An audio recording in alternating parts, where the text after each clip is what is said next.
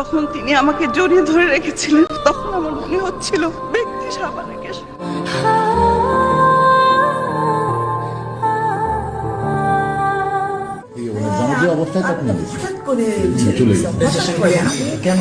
চলচ্চিত্রের এক সোনালী অধ্যায়ের নাম শাবানা।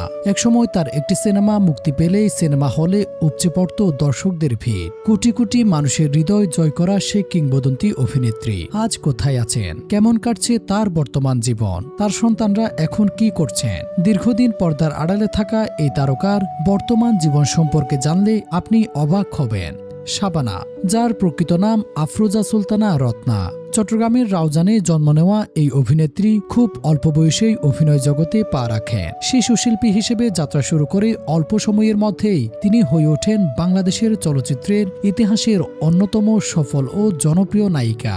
প্রায় 3 দশকের দীর্ঘ অভিনয় জীবনকে বিদায় জানিয়েছেন তিনি অভিনয় করেছেন 3 শতাধিক চলচ্চিত্রে, উপহার দিয়েছেন অসংখ্য ব্যবসা সফল ও কালজয়ী সিনেমা। বিশেষ করে 70, 80 ও 90 দশকে তার জনপ্রিয়তা ছিল আকাশ ছোঁয়া। একের পর এক সুপারহিট সিনেমা এবং অসাধারণ অভিনয় দক্ষতা তাকে এনে দেয় কিংবদন্তির মর্যাদায়। জাতীয় চলচ্চিত্র পুরস্কারও গড়েছেন অনন্য রেকর্ড, যা আজও নতুন প্রজন্মের শিল্পীদের অনুপ্রাণিত করে। ব্যক্তিগত জীবনে 1973 সালে চলচ্চিত্রের প্রযোজক ও ব্যবসায়ী ওয়াহিদ সাদিককে বিয়ে করেছেন শাবানা। দীর্ঘ দাম্পত্য জীবনে তাদের সংসার আলো করে জন্ম নেয় 2 মেয়ে ও 1 ছেলে। সন্তানদের ভবিষ্যৎ ও উচ্চশিক্ষার কথা বিবেচনা করে ধীরে ধীরে অভিনয় থেকে নিজেকে সরিয়ে নিতে শুরু করে শাবানা। অবশেষে 1997 সালে আনুষ্ঠানিকভাবে অভিনয় জীবনকে বিদায় জানান শাবানা। এরপর পরিবারসহ যুক্তরাষ্ট্রে স্থায়ীভাবে বসবাস শুরু করেন। বর্তমানে তার সন্তানরা উচ্চশিক্ষিত এবং নিজ নিজ কর্মক্ষেত্রে প্রতিষ্ঠিত। জানা যায় তার 1 মেয়ে যুক্তরাষ্ট্রের ইয়েল বিশ্ববিদ্যালয়ে পড়াশোনা করছেন এবং পরবর্তীতে হার্ভার্ড বিশ্ববিদ্যালয়ে গবেষণার সঙ্গেও যুক্ত ছিলেন। অন্যদিকে তার ছেলে অর্থনৈতিক ক্ষেত্রে গুরুত্বপূর্ণ ভূমিকা রেখেছেন। অভিনয় থেকে দূরে থাকলেও ভক্তদের হৃদয়ে শাবানার জনপ্রিয়তা একটুকুও কমেনি।